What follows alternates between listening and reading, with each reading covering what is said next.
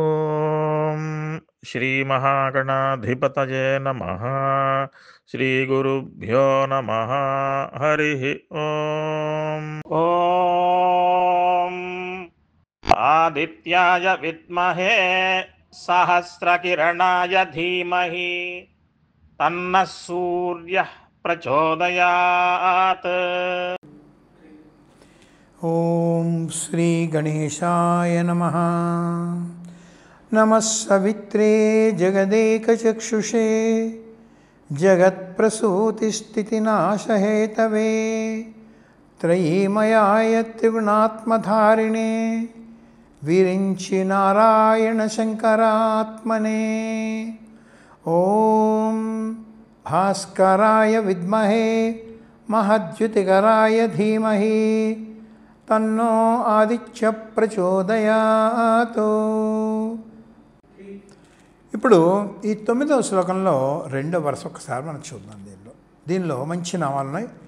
వాయు, వహ్ని, ప్రజా, ప్రాణ, ఋతుకర్త, ప్రభాకర అనేటువంటి ఉన్నాయి. ఇప్పుడు వాయువు మనకు తెలియంది కాదు, వాయువు అనేటువంటి. కానీ దీనిలో తెలుసుకోవాల్సినవి ఇంకా చాలా చాలా ఉన్నాయి మనకి. సూర్యునిలో ఉండేటువంటి ప్రధాన వాయుస్వరూపుడు ఆయనే. వాయుస్వరూపుడు కూడా చెప్పాల్సి వచ్చినట్లయితే అనమాట. అది పెద్దవాళ్ళు ఏం చెప్తారంటే 88 రకాల వాయువులుగా పరిణామం చెంది ప్రసరిస్తోంది అని చెప్తుంటారన్నమాట. వాటిల్లో 5 ప్రధానమైనటువంటి వాయువులు మనందరికీ కూడా తెలుసు. మనం అన్నం తినే ముందర పరిశేచన చేసినప్పుడు ప్రాణాయ స్వాహ, అపానాయ స్వాహ, వ్యానాయ స్వాహ, ఉదానాయ స్వాహ, సమానాయ స్వాహ, బ్రహ్మణే స్వాహ అని చెప్తాం. ఆ బ్రహ్మణే స్వాహ అంటే ఆయన సూర్యనారాయణమూర్తి అయితే ఈ 5 పంచవాయువులు అంటారు వీటిని. పంచ ప్రాణాలని కూడా అంటారు వీటిని అనమాట. అందుకని ఈ 5 వాయువులు ఏమిటో ఒక్కసారి మనం చూద్దాం. మొదటిది ప్రాణ. వీటిని ఏమిటో ప్రాణ, అపాన, వ్యాన, సమాన, ఉదాన వాయువులు అంటారు వీటిని. ప్రాణవాయువు అంటే ఏంటన్నమాట, మనకి ఊపిరితిత్తుల్ని చెలింపజేసి జ్ఞానేంద్రియముల ద్వారా బయటి అనుభవాల్ని లోపలికి తీసుకొచ్చేటువంటిది ప్రాణవాయువు అంటారు దీన్ని. అంటే ముఖ్య ప్రాణశక్తి ఒకటి ఉంది. ఆ ముఖ్య ప్రాణశక్తిలోంచి వచ్చినటువంటిది మొదటిది ప్రాణవాయువు. అంటే ఏంటి, బయట విషయాల్ని లోపలికి తీసుకొచ్చేది ప్రాణవాయువు. అలాగే రెండవది అపానవాయువు. మన శరీరంలో ఏర్పడినటువంటి వ్యర్థ పదార్థాలన్నింటినీ కూడా బయటకు నెట్టివేసేది అపానవాయువు అంటారు దాన్ని. అది రెండవది. మూడవది వ్యానవాయువు అంటారు. అంటే ఏంటి, ఇప్పుడు మనం తిన్నాక అది తిన్న అన్నం జీర్ణం కావాలి కదండి. ఈ జీర్ణం కావాలి అంటే ముందేమిటి, తిన్న అన్నం మన అన్నవాహిక నుంచి మన పొట్టలోకి వెళ్ళాలి. అంటే ఈసోఫాగస్ నుంచి స్టమక్ ఎడుతుంది. ఎలా పెడుతుంది, అక్కడ ఒక వాయు శక్తి రావాలి, ప్రెషర్. ఆ ప్రెషర్తో ఏమవుతుంది, మన ఈసోఫాగస్ నుంచి స్టమక్లోకి ఎడుతుంది. స్టమక్లో మళ్ళీ జీర్ణం అవుతుంది. జరిగిన మళ్ళీ స్టమక్లోంచి వెళ్ళి మళ్ళీ స్మాల్ ఇంటెస్టైన్, లార్జ్ ఇంటెస్టైన్లోకి వెళ్ళడం. ఇదంతా ఈ ప్రక్రియ అంతా ఎలా జరుగుతుంది, లోపల ఉండేటువంటి ఒక వాయువు. ఆ వాయువే వ్యానవాయువు అంటారు అన్నమాట దీన్ని. అంతేకాదండోయ్, మరి డైజెషన్ అయిపోయింది అక్కడ ఉండిపోతే ఎలాగా. ఈ డైజెషన్ అయిపోయినటువంటి దీన్ని శరీరంలో ఉండే వివిధ కణాలు అంటే సెల్స్ అండ్ టిష్యూస్ అంటాం చూసారా, వీటన్నిటికీ కూడా ఈ ఎనర్జీ ఎలా వెళుతుంది, by way of circulation, blood circulation, రక్త ప్రసరణ ద్వారా వెళుతుంది. అంటే ఏంటన్నమాట, ఈ రక్త ప్రసరణకు అలాగే ఈ జీర్ణ వ్యవస్థకు కూడా సహకరించేటువంటిది వ్యానవాయువు. మరి బ్లడ్ వెసల్స్ నుంచి బ్లడ్ ఫ్లో అవుతుందంటే దానికి ప్రెషర్ లేకపోతే ఎలా, బ్లడ్ ప్రెషర్ మనం ఉంటుంటాం కదండి. ఆ ప్రెషర్ ఎక్కడి నుంచి వచ్చింది, వ్యానవాయువు వల్లే వస్తుందన్నమాట.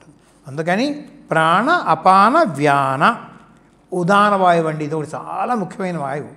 మనకి నరములు అంటే నెర్వ్స్ అంటాం. ఈ నెర్వ్స్ అనేటువంటి భౌతికంగా మనకి కనబడచ్చు. నాడులు అనేటువంటిది ఉంటుంది, అది సూక్ష్మం, మనకు కనబడవు. ఏ న్యూరోసర్జన్కి కానీ ఎవరికి కూడా నాడులు కనబడవు. ఆ నాడీ శక్తి వల్లే ఈ నెర్వ్స్ అనేటువంటి నరములు అనేటువంటిది కూడా శక్తి పొందుతాయి. ఈ నరములు అనేటువంటిది ఏమవుతుంది, శరీరంలో ప్రతి భాగంలో కూడా ఈ నెర్వ్ ఎండింగ్స్ అనేటువంటివి ఉంటాయి. నెర్వ్ రిసెప్టార్స్ అంటారు వీటిని, అందరికీ తెలుసు. అదే లేకపోతే మన శరీరంలో స్పందనే ఉండదు. ఒక పిన్ను గుచ్చుకుందంటే ఒకసారి సర్రమ్మ మన చేయాలి వెనక లాక్కుంటాం, ఎలా చేస్తుంది? ఈ నర్వ్ ఎండింగ్ ఇక్కడ ఉంది కనుక. కాళ్ళలో ముళ్ళు గుచ్చుకుంటే టక్మని తీసుకుంటూ ఉంటాం, ఎలా వచ్చింది? Nerve endings, nerve receptors. మరి ఈ రిసెప్టార్స్కి ఈ ఇంపల్స్ ఎక్కడి నుంచి వచ్చిందండి? ఈ ఇంపల్స్ అంతా కూడా transmission of this nerve impulses అంతా కూడా కారణం ఏంటి? ఉదాన వాయువు వల్ల వస్తుంది. ఇప్పుడు ప్రాణ, అపాన, వ్యాన, ఉదాన వాయువు అనేటువంటి మనం తీసుకున్నామండి. ఇప్పుడు తర్వాత సమాన వాయువు చెప్పవలసినది. దీని గురించి కూడా మనం అక్కడ చెప్పుకున్నాం, డైజెషన్లో చెప్పుకున్నాం. సమాన వాయువు ప్రధానంగా మన జీర్ణ ప్రక్రియకి దీనికి సహకరిస్తుంది. జీర్ణమైనటువంటి ఆహారం శరీరంలో రక్త ప్రసరణ ద్వారా వెళ్ళడానికి వ్యానవాయువు. అందుకే జీర్ణ ప్రక్రియ అనేటువంటి సమాన వాయువు అంటే ఈక్వల్గా కూడా చేసి తర్వాత ఏం చేస్తుంటే రక్త ప్రసరణకి వెళ్ళేది. అందుకని ప్రాణపాన వ్యాన ఉదాన సమాన వాయువులు అంటే పంచవాయువులు లేకపోతే మన యొక్క ఫిజియాలజీ లేదు, ఏమీ లేదు. అందుకని చాలా చాలా ముఖ్యమైనటువంటిది. అటువంటి వాయుశక్తి అంతా కూడా సూర్యనారాయణమూర్తి యొక్క రశ్ముల ప్రభావం. గుర్తుపెట్టు, ఈ రశ్మి అనే మాట మాత్రం మర్చిపోవద్దు. ఇవే పంచవాయువులు కూడా మళ్ళీ ఉపవాయువులు ఉన్నాయి 5. ఒకటి 5 ఏంటంటే నాగవాయువు అంటారు. మనకు వచ్చేటువంటి ఎక్కిళ్ళు, వాంతులు ఇవన్నీ కూడా ఈ నాగవాయువు వల్ల వస్తాయి. కూర్మవాయువు అని ఒక ఉపవాయువు ఉంది.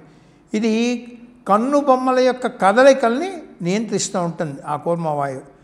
క్రికర వాయువు అని ఒకటి ఉంది, ఆకలి కలిగిస్తూ ఉంటుంది. ఇది దేవదత్త వాయువు అనేటువంటిది. ఆవులింతలో వచ్చడానికి కారణం అది. ధనంజయ వాయువు సక్రమంగా నాడీ స్పందన ఉండడానికి ఈ ఉదాన వాయువుకి సహకరించేటువంటి ఉపవాయువు ఈ ధనంజయ వాయువు అన్నమాట. అంటే శరీరంలో ప్రాణం ఉన్నంత వరకు కూడా ధనంజయ వాయువు ఈ నాడీ స్పందనకి దానికి సహకరిస్తుంది. ఎప్పుడైతే ప్రాణశక్తి బయట నుంచి పోయిందో ఈ ధనంజయ వాయువు ఆఖరిని, అంటే అన్ని వాయువులు శరీరంలోంచి పోయాక ఆఖరిని పోయేటువంటి వాయువేమో ధనంజయ వాయువు.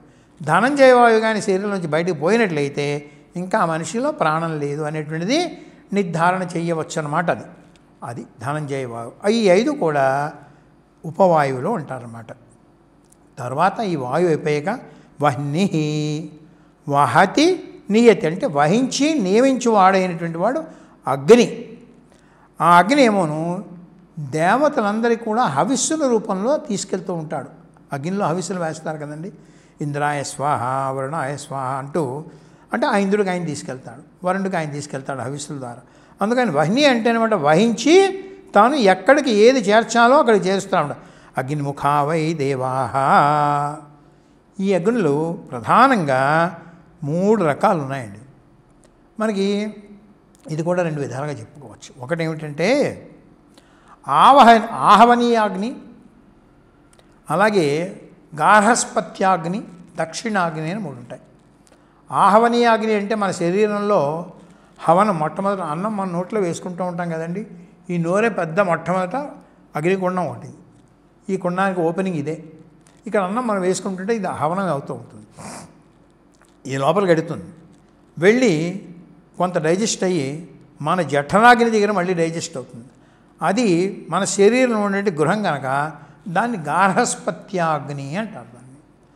అలాగ అక్కడ డైజెస్ట్ అయినట్టు ఇందాక చెప్పుకున్నట్టుగా ఈ డైజెస్ట్ అయినటువంటి ఈ మెటీరియల్ అంతా ఎసిమిలేట్ అవ్వాలి, వంట పట్టడం అంటారు చూసారా, అదేమోను ఈ రక్త ప్రసరణ ద్వారా శరీర భాగాలన్నిటికీ వెడుతుంది. దాన్ని దక్షిణాగ్ని అంటారు. యజ్ఞంలో కూడా ఈ ఆహవనీయాగ్ని, గార్హస్పత్యాగ్ని, అలాగే దక్షిణాగ్ని 3 ఉంటాయి. యజ్ఞం చేస్తున్నప్పుడు కూడా ఈ హవనం చేసేటువంటి చోటును చూసారా, అదేమోను ఆహవనీయం అంటారు. ఆ అగ్ని కుండంలో మనం వేసినటువంటిది గార్హస్పత్యాగ్ని. అంటే పూర్వం రోజుల్లో ప్రతి గృహంలో కూడా నిత్యాగ్నిహోత్రులకి ఆ గృహంలో అగ్ని ఉండేది. ఆ ప్రతి గృహంలో ఉండే అగ్ని గార్హస్పత్యాగ్ని, అంటే గృహంలో ఉండేటువంటి అగ్ని. ఇప్పుడు ఆ నిత్యాగ్నిహోత్రికులు లేరు, ఉన్నారు కొంతమంది, చాలా తక్కువ చోట్ల ఉన్నారు. ఆ నిత్యాగ్నిహోత్రికులు గృహంలో ఉండేటువంటి దాన్ని గార్హస్పత్యాగ్ని అంటారు. దీనికి దక్షిణ అంటే కుడి పక్కనే ఒక చిన్న అగ్ని ఉంటుంది, దాన్ని దక్షిణాగ్ని అంటారు. అంటే ఏంటంటే భౌతికంగా మనం చేసిన కర్మకాండలో ఈ 3 ఆ విధంగా వర్తిస్తాయి. మన శరీరంలో మనం తీసుకుంటే ఈ 3 ఈ విధంగా ఉంటాయన్నమాట. ఇదే ఇంకొక విధంగా కూడా చూస్తే సూర్యుడి దగ్గర నుంచి ప్రసరించేటువంటి ఒక వేడి ఉంటుంది, అదొక రకమైన అగ్ని. భూమిలో మనం వాడుకునేటువంటి నిత్య అగ్ని ఉంటుంది చూసారా, అదొక రకమైన అగ్ని. అలాగే మన శరీరంలో ఉండేటువంటి ఇంకో అగ్ని. మొత్తం 3 రకాల అగ్నులు దీనిలో మనకు ఉంటాయి. ఇది వహ్ని అనేటువంటిది. ప్రజాహ అని చెప్పుకున్నది అంటే ప్రకృష్టమైనటువంటి జన్మ పొందినవాడు అనేటువంటి అక్కడ చెప్పుకోవచ్చు. ప్రాణ, ఇందాక మనం చెప్పుకున్న పంచవాయువులు అని చెప్పుకొని చూసారా, అవే పంచ ప్రాణవాయువులు అని చెప్పచ్చు, పంచ ప్రాణాలని చెప్పచ్చు. అంటే ఈ నాడుల ద్వారా చైతన్యాన్ని ప్రతి ఇంద్రియానికి కలిగించేటువంటి ప్రాణశక్తులే ప్రాణములు అనేటువంటిది. ఋతుకర్తాహ, మనకందరికీ తెలుసు 6 ఋతువులు ఉన్నాయి, కానీ ప్రధానంగా 5 ఋతువులే చెప్తారు. ఎందుకంటే ఆఖరి 2 ఋతువులు కూడా ఇంచుమించు సమానంగా 5 ఋతువులు. 5 ఋతువులకు కూడా ఆ ఋతు ధర్మములు ఏర్పరిచినటువంటి వాడు సూర్యనారాయణమూర్తి యొక్క ప్రభావం వల్లే. సూర్యాత్మ ఇప్పుడు చూడండి, గ్రీష్మ ఋతువులో రశ్ముల ప్రభావం ఎక్కువ ఉంటుంది, అలాగే మనకి చలికాలంలో దాని ప్రభావం తక్కువ ఉంటుంది. ఈ విధంగా అలాగే వర్షాకాలంలో వేరుగా ఉంటుంది. ఈ విధంగా ఆ ఋతువుల్లో ఉండేటువంటి ఆ ఋతు ధర్మాలన్నీ కూడా ఏర్పరిచిన వాడు ఎవడు? సూర్యనారాయణమూర్తి. కనుక ఋతుకర్త అనే నామం కూడా ఇక్కడ ఉన్నదన్నమాట. తర్వాత ప్రభాకర, ప్రభ అంటే ప్రకృష్టమైన తేజస్సు. ఆ ప్రకాశం ఆ సూర్యనారాయణమూర్తి దగ్గర నుంచే వ్యక్తం అవుతుంది కదండి. అందుకని ఆ ప్రభకి కారణమైనటువంటి వాడి కనుక ప్రభాకర అనేటువంటి ఒక అర్థం చెప్పి పెద్దలు ఇంకో వ్యాఖ్యానం కూడా దీన్ని చెప్పారు. ప్రభా ప్లస్ ఆకర అని చెప్పారు. అంటే ఏంటన్నమాట, ప్రభలన్నిటికీ అంటే మనకు చూసేటువంటి ప్రతి కాంతికి కూడా నివాసము, ఆకరం అంటే నివాసము, ప్రభ ఆకర అంటే మనకి కనబడేటువంటి జ్యోతులనండి అన్నిటికీ కూడా ఆకరం నివాసం అయినటువంటి కనుక. అంటే ఏంటన్నమాట, జ్యోతులన్నిటికీ జ్యోతి అయినటువంటి పరంజ్యోతి స్వరూపుడు సూర్యనారాయణమూర్తి. సూర్యులో ఉండేటువంటి ఆదిత్యము, ఆదిత్య హృదయం అని ఈ శ్లోకంలో మనకి తెలుస్తోంది. దీని తర్వాత 10వ శ్లోకంలో ఈ సూర్యనారాయణమూర్తి అంటే ఆదిత్యుని యొక్క రూపాలు ఎలా ఉన్నాయనేటువంటిది తర్వాత మనం చూద్దాం శ్లోకంలో.